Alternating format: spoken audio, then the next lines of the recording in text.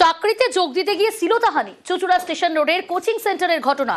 আটক অভিযুক্ত কোচিং সেন্টারের কর্ণদাস শ্যামল দাস। গতকাল ইন্টারভিউ দিয়ে চাকরি ভদ্রেশ্বরের তরুণীর। আজ কাজে যোগ দেওয়ার প্রথম দিনই শ্লীলতাহানির অভিযোগ। কাজ বুঝিয়ে দেওয়ার অছিলায় শ্লীলতাহানি। কোনো রকমে পালিয়ে চুঁচুড়া স্টেশনে তরুণী। খবর জানাজানি হতে সংস্থার অফিসে চড়াও স্থানীয়রা। এবার বাইরের দিকে আমি চেয়ারে যখন বসেছিলাম তখন উনি আমাকে কাজের ব্যাপারে সবকিছু বোঝালেন। তারপর আমাকে হঠাৎ করে বললেন চলো ভেতরের ঘরে যাই, ওখানে গিয়ে তোমাকে কাজ বোঝাবো। তো ভেতরের ঘরে আমি গেলাম, গিয়ে উনি যখন ঢুকেছিলেন না প্রথমে আমার সঙ্গে, তখন সব ঘরে লাইট জ্বালিয়ে দিয়েছিলেন, কিন্তু আবার তখন যখন ভেতরে গেলাম হঠাৎ করে ঘরের লাইটটা অফ করে দিলেন। দিয়ে নিজে গিয়ে একটা চেয়ারে বসলেন, চেয়ারে বসে আমাকে বললেন আমার কাছে এসে আমি কাজটা বোঝাচ্ছি এখান থেকে কি করতে হবে।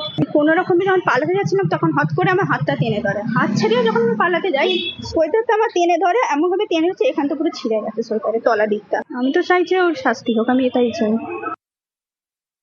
অ্যাকচুয়াল প্রথম তো টের পাইনি, কিন্তু কেউটা দৌড়ে গেল বেরোলো সেটা আওয়াজ পেলাম। আমি বেরালাম কিন্তু দেখলাম কেউ নেই। আমি সেই কারণে আমার ঘরে ঢুকে গেলাম। তারপর দেখলাম লোকটা তালা চাবি দিয়ে আবার বেরিয়ে যাচ্ছে। এর আগে দু একজন এসে কিন্তু কারোর সাথে এরকম হয়নি বললো। এটাই ফার্স্ট শুনলাম। এটার বিরুদ্ধে অন্তত মামলা নেওয়া উচিত।